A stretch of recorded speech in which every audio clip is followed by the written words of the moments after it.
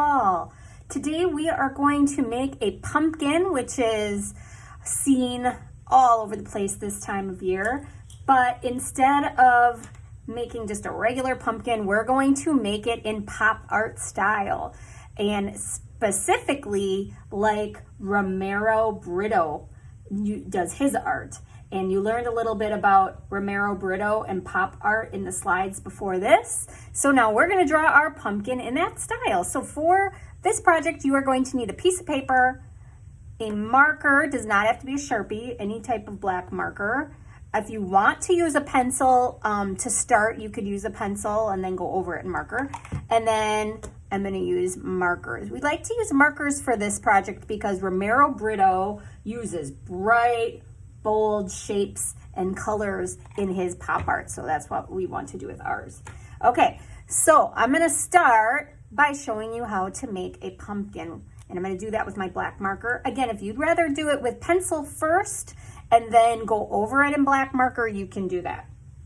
All right, so to make our pumpkin, we're going to make it kind of bigger in the middle. All right, don't make it too small. We're going to start with a skinny oval shape right in the middle like that. Then we're going to go to the top of that shape, a little on the side here, and we're going to make a curved line coming down to the bottom. So just like that. If at any time I'm going too fast for you, you can just pause the video. I'm going to do the same thing on the other side.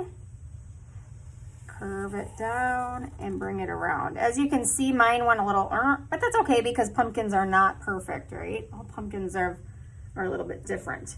We don't want our lines to be too skinny though, because we're going to be putting things inside of these sections, and if they're really skinny, it's going to be hard for you to do that. So make sure you give yourself a little bit of space. Then we're going to do one last section, and I'm going to start right up here in this little V between these two sections. And then I'm gonna curve it around, bring it way out here, and then make a little curved line there. And then go to the V between these two sections. Do the same thing on this side. Whoop. Like that. And there is my pumpkin shape. Now let's give it a stem. So I'm gonna put two curved lines up at the top and a horizontal line to connect them. Okay, now let's make this into a Britto pumpkin, which means we need to add some bold patterns and lines to each section. Let's see my sections. I have 1, 2, 3, 4, 5 sections, so I need 5 different things, okay? None of them are gonna be the same. I'm gonna do mine a certain way, but I don't want you to do yours exactly like mine. I want you to have your own ideas, and you can look at the slide for that is in this assignment for different ideas of patterns and lines that you can use. All right, so I'm gonna start with the middle, and I'm just gonna do a simple stripe in the middle. And I'm going to do these with black lines as well because we want these patterns to be really bold. If you want to take some of my ideas, you can. I just don't want them to be, I don't want your pumpkin to be exactly like mine, okay? All right, then I'm going to do some polka dots, some big, bold polka dots. Look at that. And some of my polka dots are so big, they're like going off of this section. Okay, now I'm going to make some hearts, but my hearts are going to be almost like pointy. Britto used a lot of symbols of love in his art, so I think hearts would be great for that. I think I'll do a zigzag line next.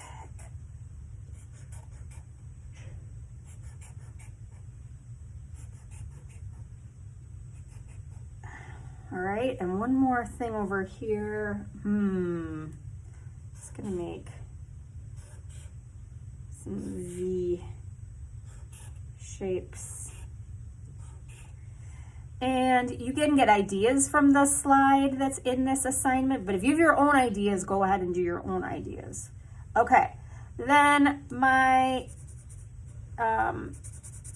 what's this called? Stem. The stem is, I'm not gonna put a pattern on there. I'm just gonna color that one in, and I'm gonna color it in black so it doesn't compete with my pumpkin too much. So I really want my pumpkin to stand out. Okay, I'm gonna use my markers now to color in these sections with my bright, bold colors.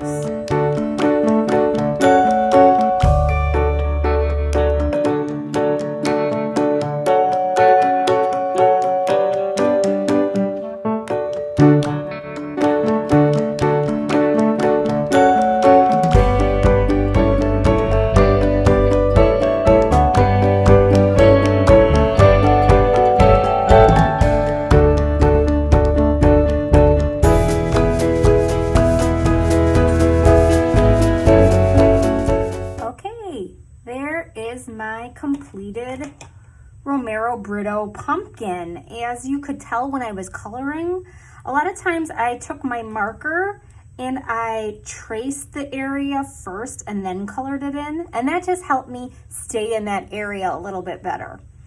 Okay, we're finished with the pumpkin part, but we're not finished with the background. So I'm going to grab my black marker again, and now I'm going to add some sections and some patterns to my background, but my background is going to stay white so that our pumpkin really stands out, okay? So the first thing you're gonna do is just separate your background into different sections.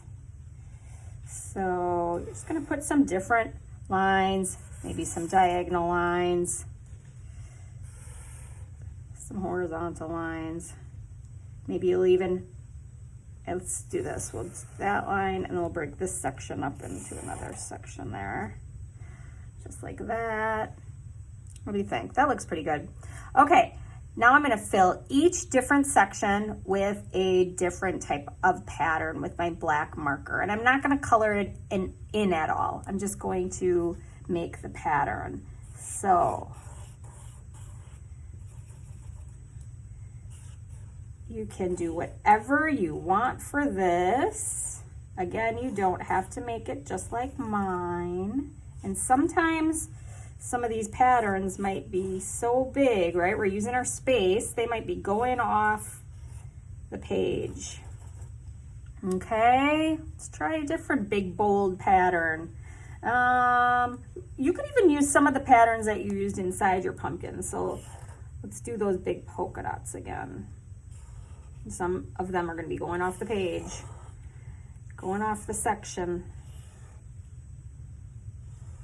like that. Okay, maybe this time I'm just going to do some double lines, like that. How about some spirals?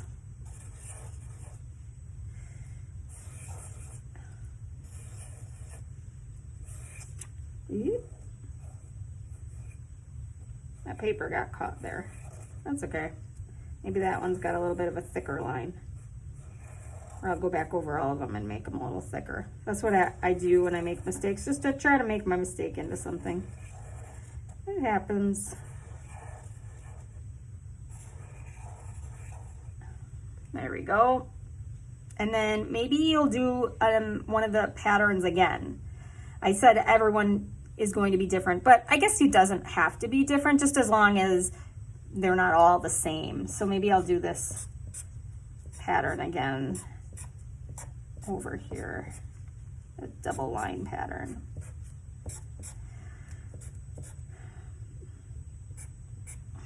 Okay, and let's see, what else? Let's do some lightning bolts.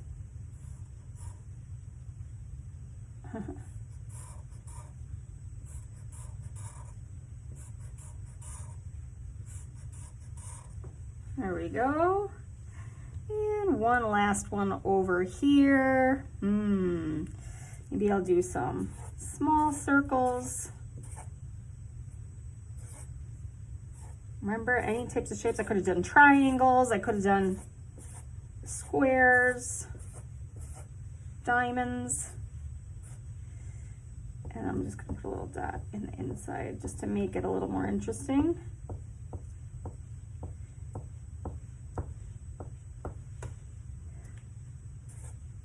I think I need to fill in a few more. All right. And there is my finished Romero Britto pumpkin. We've got our big, bright, bold colors and patterns in the middle. That really stands out. And then our cool shapes and patterns behind it. I cannot wait to see what patterns, shapes, and colors you come up with your pumpkin when you post them in Seesaw when you're done. Happy fall!